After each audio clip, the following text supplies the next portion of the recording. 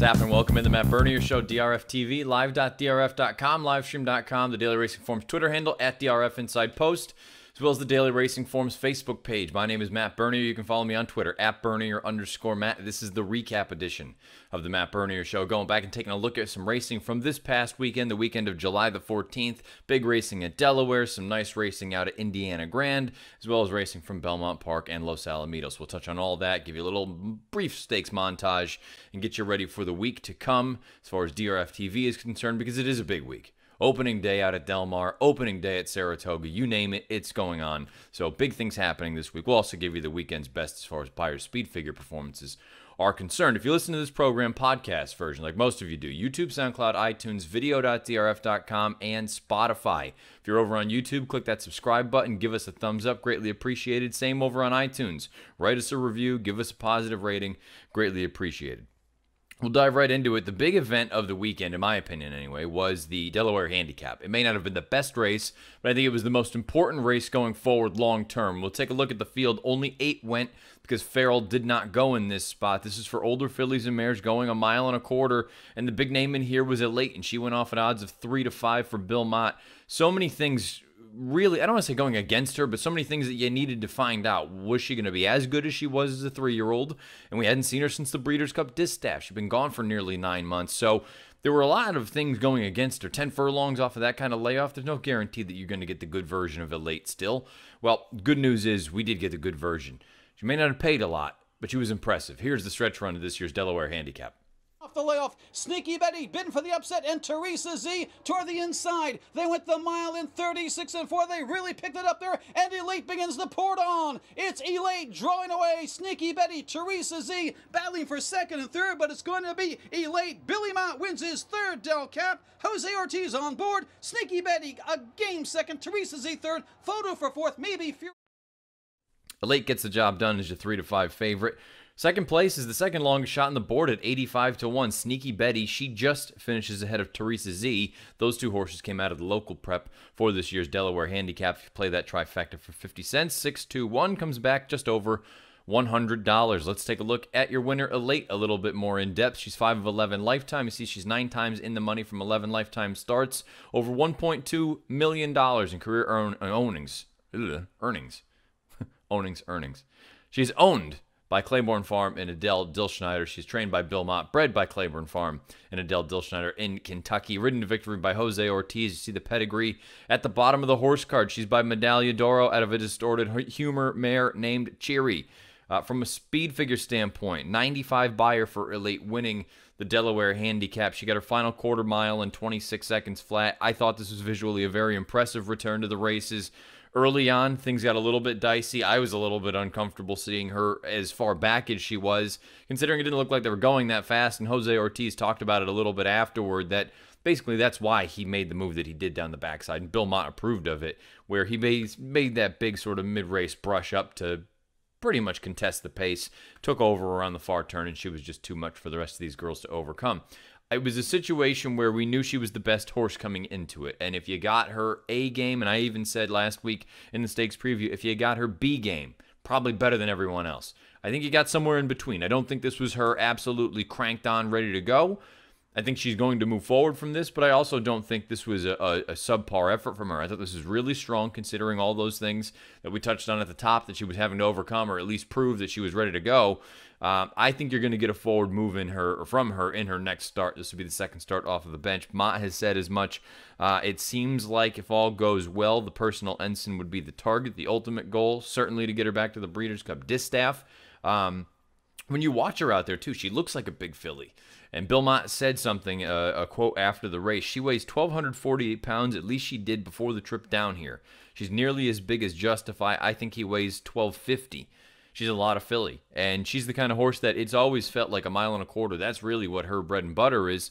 But she's certainly capable at 9 furlongs. And again, the distaff being at 9 furlongs, I think that's an important piece. Where certain instances, distance is not a friend of some of these horses. For her, distance is no issue. I think she moves forward here out of this effort. Now, as far as the rest of the field is concerned, the first horse that we can talk about is the 8 horse, I believe.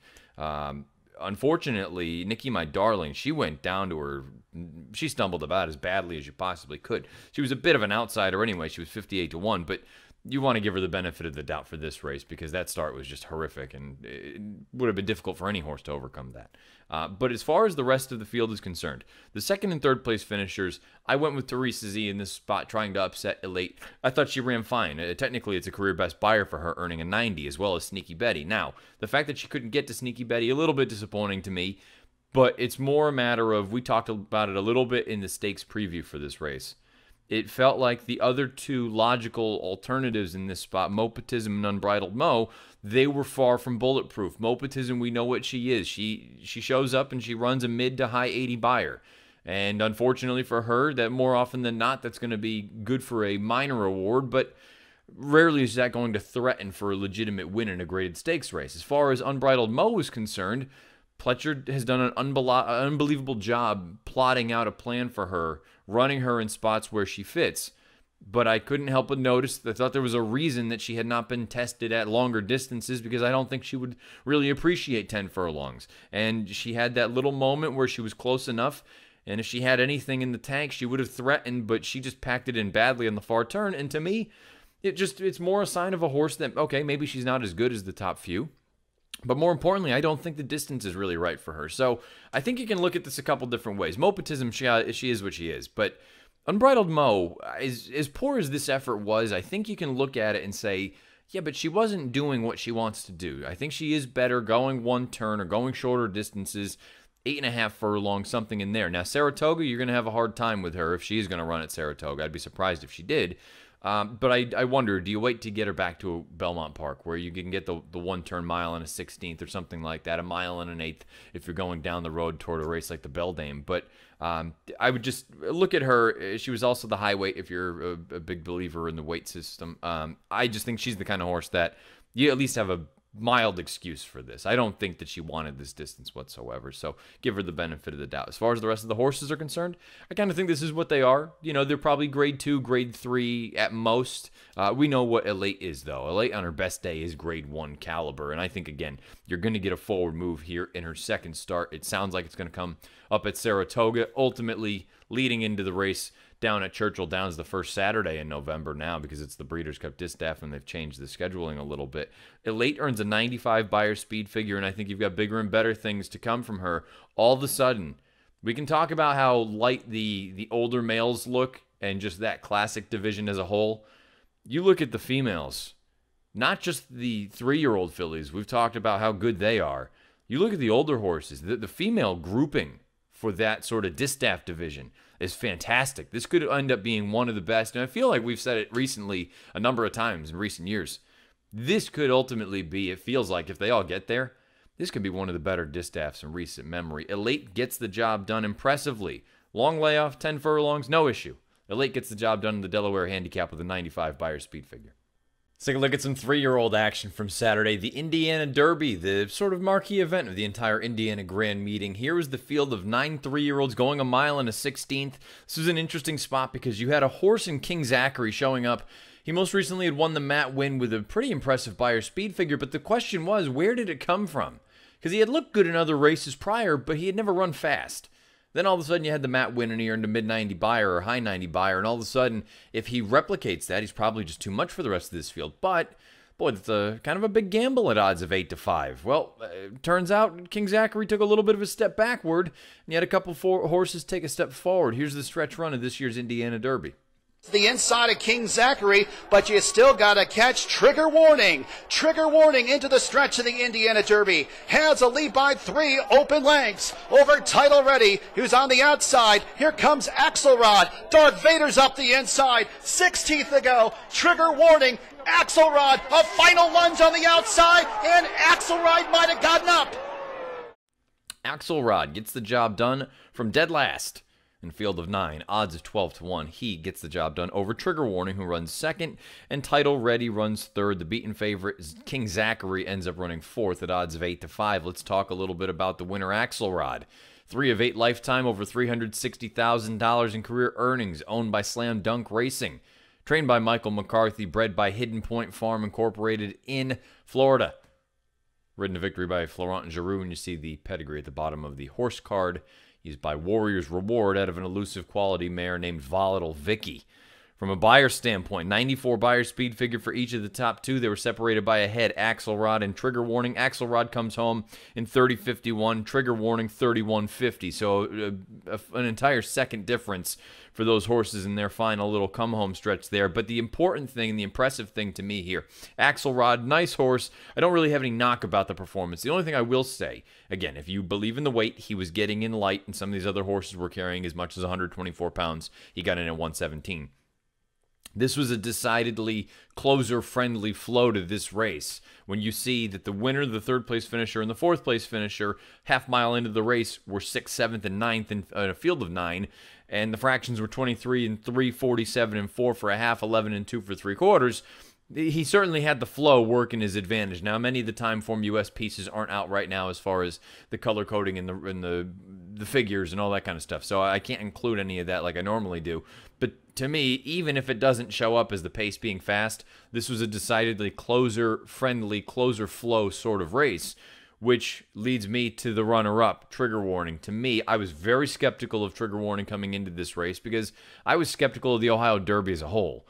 That was really his first time going out to 2 turns. He had done some pretty good things on synthetic already. Then all of a sudden they try to do that, and he runs an unbelievable race, going 1 mile and an eighth at Thistledown, and, you know, he's doing that at 85-1. He comes into this race, and I tell you what, first-time front wraps, that's always a little bit of a concern.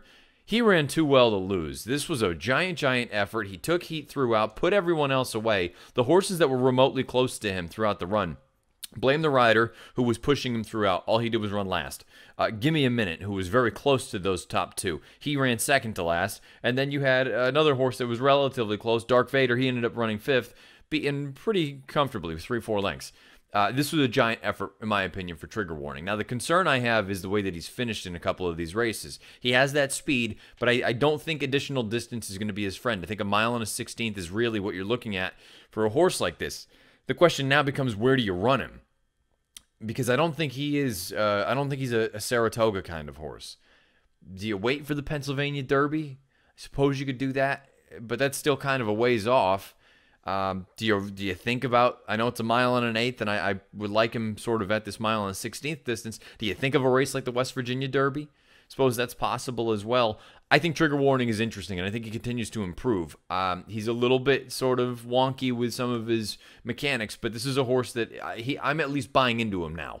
Whatever stock you're selling in him, I think Trigger Warning is an interesting horse going forward at these more middle distances. Title ready, don't think he ran poorly whatsoever. I think it's nice to see that he started to pick up some pieces and start to pass horses on the far turn. It looked like he was going to just win for fun. But again, the concern for him becomes the running style, because his best races to date have been outright on the lead. And coming from just off of it, I don't know that he's as effective. King Zachary was very goofy as far as the mechanics are concerned, and he wasn't like that at Churchill Downs most recently. And then also, when you couple some of the results that we have now seen coming out of that Matt win, you have to look at it and be a little bit concerned and say maybe that race was not nearly as good as it looked. Now, he didn't take a giant step backward. He dropped back to a 90 as far as the speed figure is concerned, but just, again, with the mechanics where he didn't look all that great, he had really the race in his favor as far as the way that the flow of it was going, because he was coming from off of the pace. To me, this was a minor step back where he's going to need to certainly improve in his next start, and where that is, I'm not sure. He's the kind of horse that I would like to see in a race like the West Virginia Derby, and then if you perform well there, then you can go on to a race like the Travers. But until then, I still think he's got some things to iron out. As far as the rest of the field is concerned, I don't have a heck of a lot to add. Give Me a Minute and Funny Duck. I think they're better off going shorter distances. Blame the Rider, to me, is no question a better turf horse than a dirt horse. They took a shot here. I'm not going to blame them for that. But otherwise, to me, Axelrod, he's a nice horse, and I think he's on the improve. There's no question about it. To me, though, the horse that I would want out of this race was the runner-up. I think Trigger Warning is very interesting going forward in these more middle-distance races, but unfortunately, he does not win this race, the Indiana Derby. The Indiana Derby, the title for 2018, that goes to Axelrod. Axelrod wins the Derby with a 94 buyer speed figure.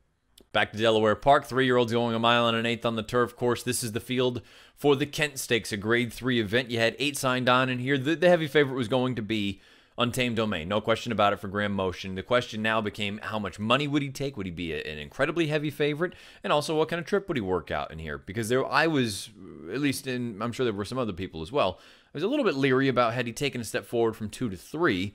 But regardless, he had been keeping the best company, and it was warranted favoritism, no question about it. But if you didn't like him, the question was who? If you liked the winner, you ended up getting a very, very nice mutual at odds of 15 to 1. Here's the stretch run of this year's Kent. As they turn for home, Archiegelos and Mario Pino trying to steal this one. Hot Springs down toward the inside. Untamed Domain, nowhere to go. Had to take up. Golden Brown's coming with a run. And now Hot Springs is coming on through the inside. It's Golden Brown bidding for the upset. Hot Springs on the inside. And Golden Brown in an upset here at 15 to 1 wins the Kent. Hot Springs got second. Carrick up for third. Untamed Domain. Golden Brown gets the job done, the Jersey bred. He wins the Grade 3 Kent Stakes, pays $33.20. Followed up in second by Hot Springs, third Carrick. Fourth is actually a dead heat between Archiegelos and Way Early, but eventually Archiegelos gets disqualified. So he had some other things going on in there, and ultimately we all know about Untamed Domain. He finishes a troubled 6th. We'll dive into that trip a little bit more momentarily. Let's talk a little bit about the winner, shall we? Golden Brown. 3 of 7 lifetime, over $209,000 in career earnings. He's perfect 2 for 2 on turf now. 2 for 2 going 2 turns. Owned by ABL Stable, Basone, Donnelly, and Schnorr Jr. Trained by Pat McBurney. Bred by Esther DeJong in New Jersey. Ridden to victory by Jairo Rendon. And you see the pedigree at the bottom of the horse card. He's by Awfully Wild out of a Chester House mare named Susie Sunrise. 87 Beyer speed figure for Golden Brown in his second lifetime start on turf, his second start going 2 turns, and his first time going up against Graded Stakes Company. Gets his final 1/8 of a mile in 11:73, considerably faster than anyone else that is in and around him, including Hot Springs, Carrick, and Archiegelos. Hot Springs earns an 84, Carrick an 83. I'm interested in Golden Brown. I think it's a scenario where I think you can look at a horse like this and say, you know, he's already pretty darn good. He's already accomplished some things. But there's reason to believe that he's going to take another step forward because he was very green in this race. You look at him going down the backside, he took up that beautiful stalking position that I kind of hoped that he would take up. But then before you know it, it's as if he just kind of lost focus and throws it into neutral and falls toward the rear of the pack. He was at one point, he only had 2 horses beaten or 3 horses beaten. Going into the far turn, he and Untamed Domain are pretty much in the same spot. He just happens to be on 1 or 2 paths toward the outside of Untamed Domain, which is the beginning of Untamed Domain's unfortunate trip. But then once Golden Brown was asked, he produced a pretty serious kick. And again, he finished very, very well. But calling a spade on the final 16th of a mile, he's on his left lead. I look at it and say he's paired up Beyer tops of 87. I usually look at that, especially with lightly raced horses, and think that your next start, you're going to get a forward move. I look at a horse like Golden Brown and say, you did that, and you still don't really know what you're doing out there. Which to me is never really a negative. That's always a positive, unless you've run 15 or 20 times and you still are just doing stupid things mechanically. Then I'm going to say, well, okay, that's a problem. With horses that are this lightly raced, I still look at that as a positive. That you're learning, they're putting it together, and once they do put it all together, you're really going to get a serious move forward. So I wouldn't be surprised at all if we saw Golden Brown in whichever spot he shows up next. I think he can take his game to another level, and I think that's an interesting and an exciting prospect. All of a sudden, Golden Brown becomes an interesting player for these 3-year-old turf runners. Hot Springs and Carrick, I don't want to say I was disappointed in the effort. I thought they were both logical contenders. Maybe I expected a little bit more, but really, if I expected more, then it would have meant that I thought they should have won the race, and that wasn't the case. So I thought each one of them ran just fine, especially considering where they were as far as trips are concerned. We have to talk about Untamed Domain. Now, the tough thing about Untamed Domain coming out of a race like this, everyone and their brother knows that he had a miserable trip. Into the far turn, down on the inside, has nowhere to really go, forced to wait, and then turning for home. Jose just, he lets him go. But all of a sudden, he gets slammed down on the inside and basically completely checked and shut off, loses all hope. Does finish with a little bit of belated interest, though. I liked the effort considering the trip was miserable, but Peter Thomas Fornatel, I believe, has coined the phrase international trip horse. Everyone and their brother knows that this horse had issues. So he's a name, and everyone knows that he had a bad trip. Wherever he shows up next, he's likely to be an underlay just simply because of all those things that just kind of compound into one piece. I thought it was an unfortunate situation for Untamed Domain. He also didn't have a ton of pace to run at. When you look and see where the top 4 finishers, or 5 if you include the dead heat, They were all 1, 2, 3, 4, 5 throughout the majority of the run. So he didn't have a ton of pace to run at. I think he can certainly move forward. You're going to get better from Untamed Domain with a cleaner trip, no question about it. But again, at what price and where is he going to show up? Likely against better horses. But all in all, an impressive enough performance from Golden Brown. A horse that can certainly move forward. And again, with a little bit of maturation, I think he can get another significant move up here. He gets the job done in his graded stakes debut, the Grade 3 Kent down at Delaware Park, and he earns an 87 Beyer speed figure. Co-headliner at Indiana Grand Saturday was the Indiana Oaks, a mile and 16th on the main track for 3-year-old fillies. Let's take a look at the field. All eyes were on Talk Vouv to Me. Going 2 turns for the first time in her career for trainer Rudy Brissett. We know that from a talent standpoint, she fits in here beautifully. There's a reason that she was bet down to 1-9.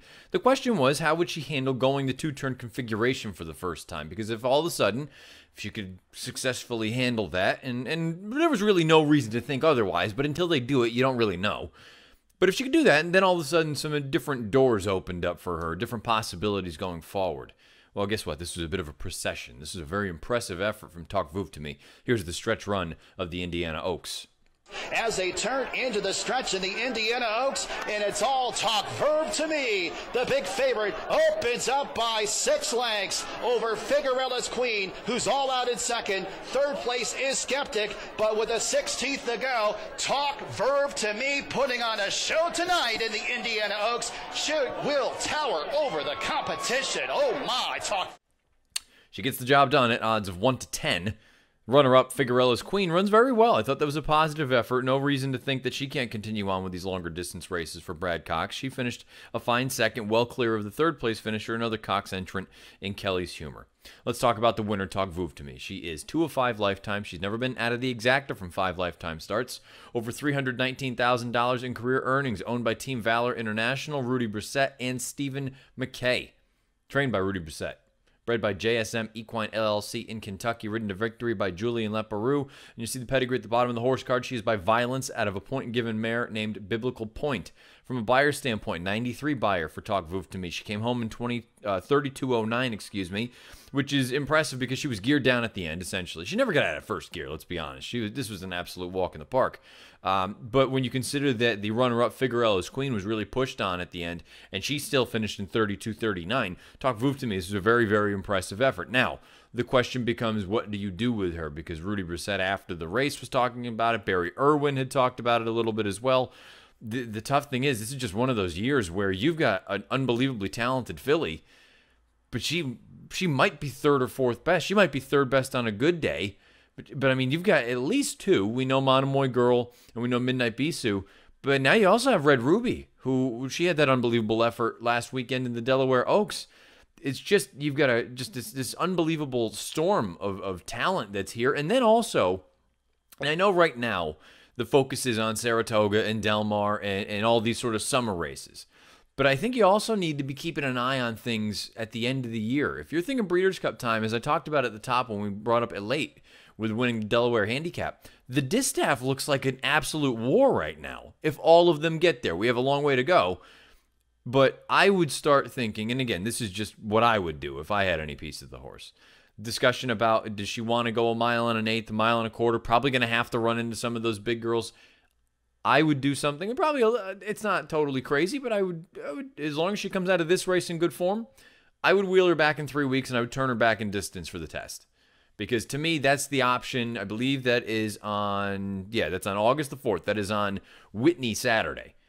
I would go that route, because that race itself is probably going to come up a little bit softer as far as the competition is concerned. You're not going to have to deal with Midnight Bisou. You're not going to have to deal with Monomoy Girl. You're not going to have to deal with Red Ruby. They're all going in the bigger, longer races. I shouldn't say bigger, but the longer races. You can, hopefully, you'll be the favorite in that race. Really, no question about it. Maybe you can get a grade 1 into her. From a speed figure standpoint, too, we also need to point out, it's not as though she's getting much faster. She's been fast from day one, but she hasn't really taken a giant step forward from a numbers standpoint. I would wheel her back in 3 weeks. Run her in a spot like that. If she wins, or even if she runs second, whatever else it may be, you get another grade 1 placing, if not, hopefully, a grade 1 victory. And then I would probably punt on everything else for Saratoga, and I'd be pointing to the Cotillion. And then from there, you start to wonder, you can start working backwards a little bit. You're running the cotillion, that's going to be in September, October. If you need to get a prep into her, so be it. If not, then I'd be looking at a race like the Filly and Mare Sprint for the Breeders' Cup. I'd probably pass on the distaff altogether. But it is good to know that 2 turns is not an issue for her. So that's kind of that would be the way that I would start mapping things out. I have no idea what the connections are going to do, and they picked a beautiful spot here. They know what they're doing. It'll be very interesting to see where she does show up again, because again, it's one of those years where the fillies are loaded with the 3-year-old division, and the older fillies and mares are just there's a bunch of monsters in there. So you're gonna have to do a little bit of jockeying to find out where you actually fit. As far as the rest of this field is concerned, I don't have a heck of a lot to add. Like I said, I think Figueroa's Queen, she is okay. I would imagine possibly a race like the Alabama, 10 furlongs, just with her running style, just gonna kind of grind away. I don't think she is nearly of the same caliber as the top 4. Top 4 fillies, the 3-year-olds anyway, and we've made mention of Monomoy Girl, Midnight Bisou, Red Ruby, and Talk Vouv to me. But Figueroa's Queen, she could be a useful one as well. Kelly's Humor, I would like her turn back as well. It seems like she is just much better suited coming from off the pace in those 1-turn races. Everyone else, really no excuses. Harbor Lights, thought she was just way too far back. She came with a little bit of a mild bid, but there was really not a lot there. This race was all about Talk Vouv to me. She's very, very talented. She's in great hands, great connections. The question is going to be, where do you go with her, and do you want to take on the big girls? We'll find out. She has some options, though. And like I said, I would love to see them turn her back, wheel her in 3 weeks, and run her in a race like the Test up at Saratoga. But we'll find out. Nothing set in stone just yet. But what we do know, graded stakes win in the Indiana Oaks for Talk Vouv to me. She wins with a 93 buyer. The marquee event for the Los Alamitos meeting is the Los Alamitos Derby. 3-year-olds going 1 1/8 on their circuit, and here is the field. Only 5 of them were going to go. The heavy favorite in here was Axeman at odds of 3 to 5. And really, if you were a fan of Axeman, you needed to make a decision. Was the Matt win just sort of one reason or another? He was uncomfortable and he acted up a little bit before the race started, and you can excuse it? Or we have a little bit of an issue here with this horse. It seems like when you test him, maybe he doesn't pass the test. Ultimately, at odds of 3 to 5, you were taking a pretty big leap of faith, and unfortunately, if you liked him, you got burned as he finishes a poor 3rd. But the stretch run was actually quite exciting, and one of the other Bafferts, got the job done. Here's the stretch run of this year's Los Al Derby. The fence has to step on the gas, and these two try to kick on. King Cause still there on the outside. Once on Whiskey is trying to mount a bid from the back of the pack. Blended Citizen not today, and Draft Pick has taken command. Draft Pick has opened up, and Once on Whiskey is now his main danger. Draft Pick in front. Once on Whiskey rolling for Flavian Pratt on the outside. Here comes Once on Whiskey at Draft Pick. Once on Whiskey, Draft Pick.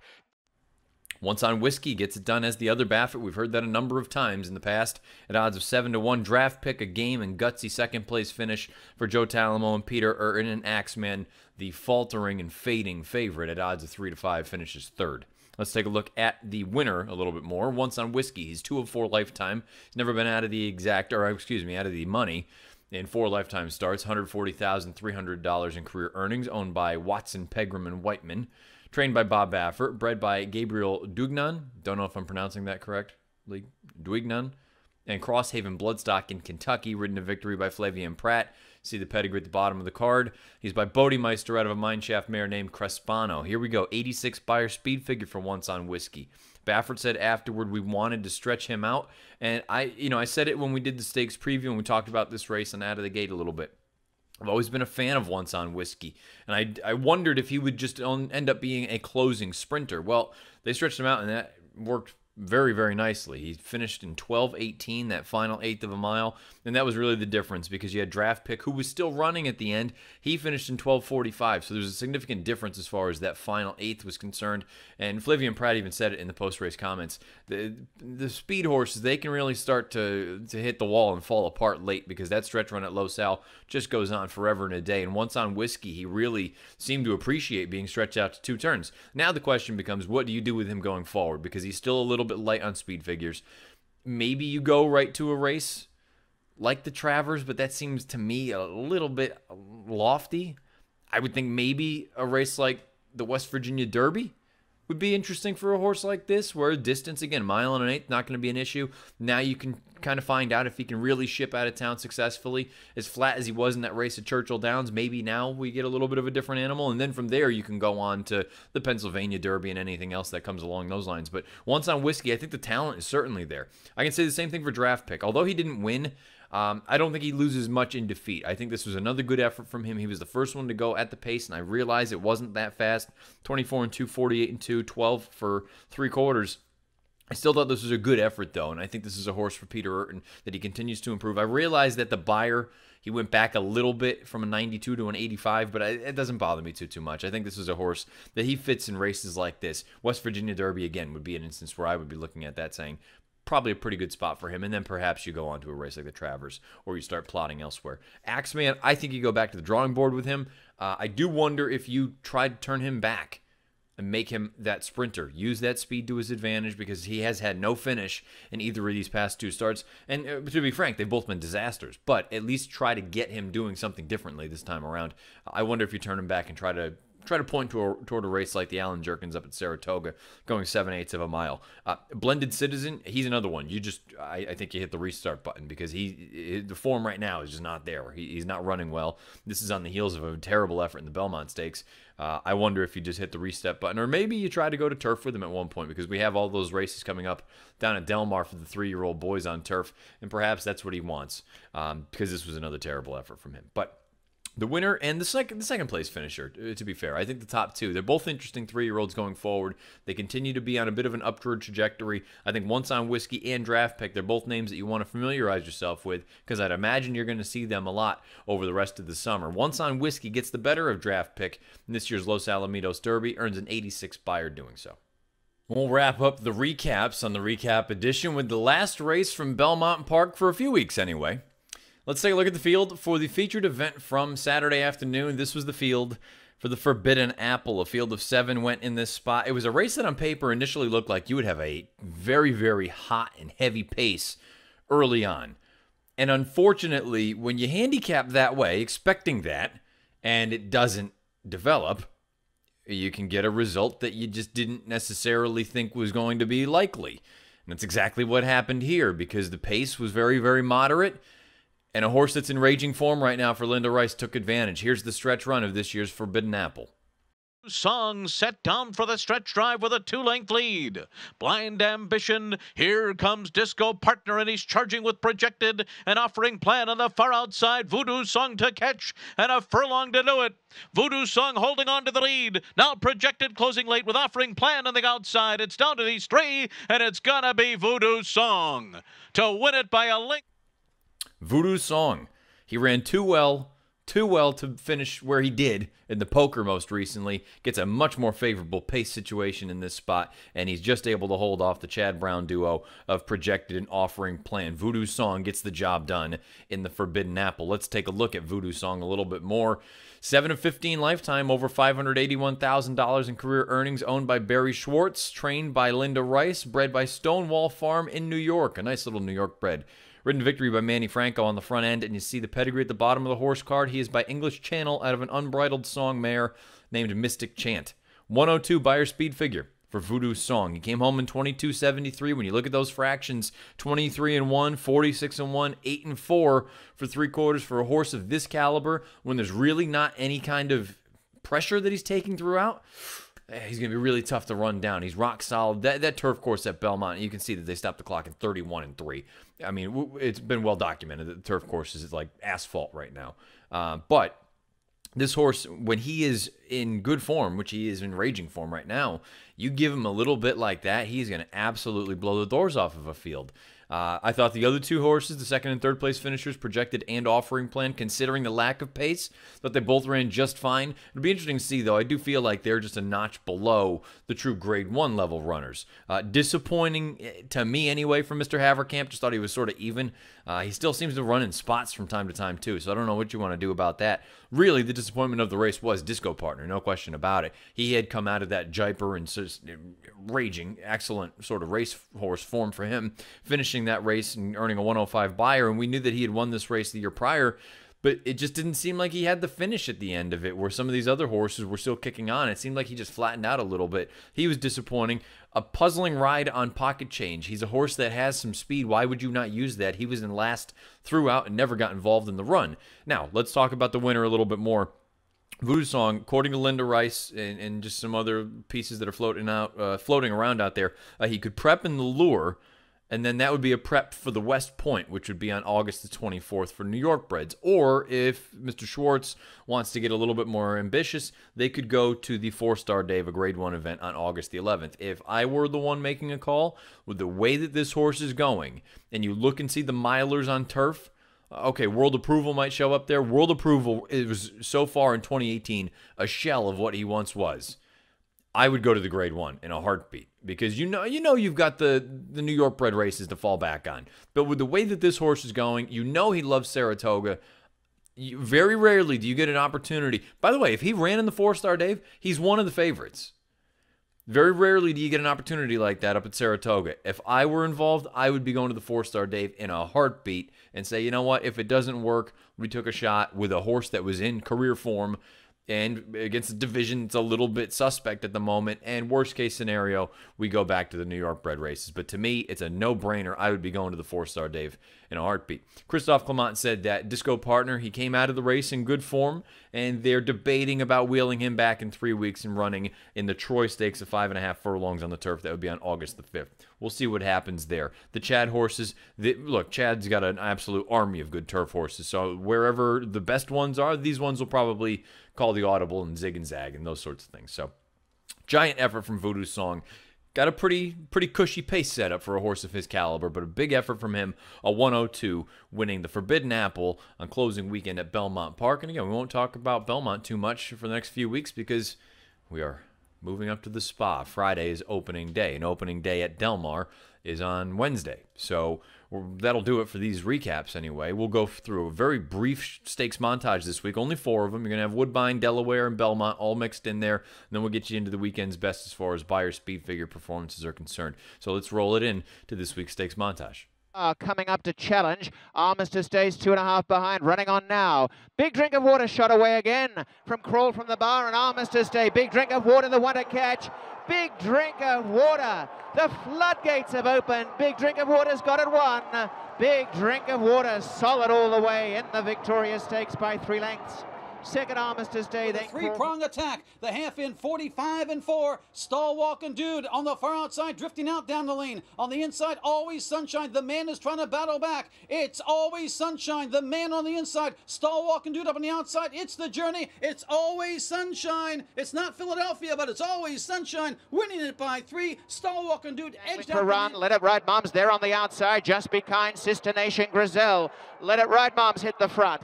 Malibu Bonnie, My Arch Enemy, fight back. And Gamble's Ghost is running on now out wide from a mile back. Let It Ride Mom in front. Down the outside, Gamble's Ghost flying home. Let It Ride Mom, Gamble's Ghost. Gamble's Ghost has got up to win. What a win. Dawn cuts the corner, and now here comes Toss Up to the outside of them. Toss Up now ranging up alongside the front runners, drifting in a bit.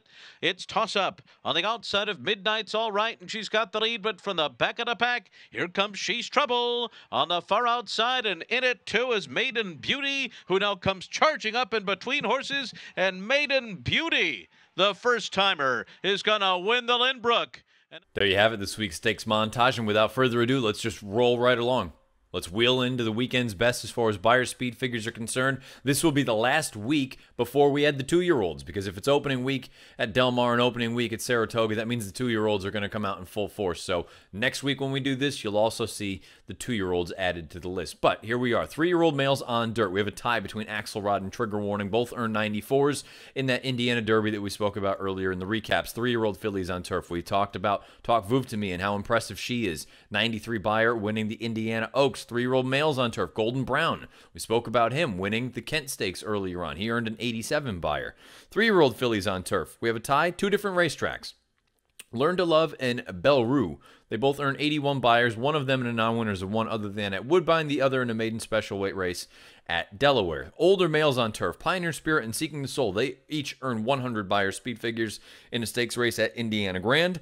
Older fillies on turf, Elate 95 when she wins the Delaware Handicap could be just the beginning of bigger and better things to come for her as a 4-year-old. Older male on turf, Voodoo Song. We just spoke about him winning the Forbidden Apple at Belmont with a 102 Beyer speed figure. An older female on turf, Epping Forest, also at Belmont on Saturday. She earns a 95 Beyer speed figure. There you have it. The weekend's best Beyers from the weekend's best performances from a Beyer speed figure standpoint. It's just all over the place right now. And again, next week when we go over this in the recap edition, we'll throw in there the 2-year-olds as well, because again, opening day at Del Mar is Wednesday. Opening day at Saratoga is Friday. And that is a nice way for us to go into the DRF TV schedule of events. Guess what? You're going to have all sorts of Del Mar and Saratoga coverage for the next 6 weeks. So get ready, get used to it, especially because Saratoga, they run 6 days a week. By the end of the meeting, you're tired and exhausted. Early on, I'm loving the 6 days a week. It's great. So we'll have all sorts of DRF bets races a day for you. We'll have all sorts of stakes previews. You name it, we got it. We'll have the latest edition of Out of the Gate, the preview edition of the Matt Bernier Show, the DRF Players Podcast. Again, everything that you need. Head on over to video.drf.com or the Daily Racing Forms YouTube channel. If you've been listening to this live on Tuesday, thank you for doing so. YouTube, SoundCloud, iTunes, video.drf.com, as well as Spotify. Those are where you can find this in podcast form. And again, if you are over on YouTube, click that subscribe button. Give us a thumbs up. Over on iTunes, write us a little bit of a review. Leave us a positive rating. Greatly appreciated. If you listen live on Tuesdays, live.drf.com, livestream.com, Daily Racing Forms Twitter handle at DRF Inside Post, as well as the Daily Racing Forms Facebook page. Thank you for doing so. You want to follow me on Twitter at Bernier_Matt. Questions, comments, concerns, fire away there or on the video player on YouTube. Without too much longer, we're going to button this thing up. I will be back on Friday with the preview edition of the Matt Bernier Show. I'll be looking at some stakes action from somewhere. To take a wild guess, there's 2 big meets going on. I'm sure we'll be talking about all that coming up this weekend from Saratoga and Del Mar. So wherever you're playing, whatever you're playing, however you're playing, until I come back on Friday, best of luck. We'll talk soon. This has been the Matt Bernier Show.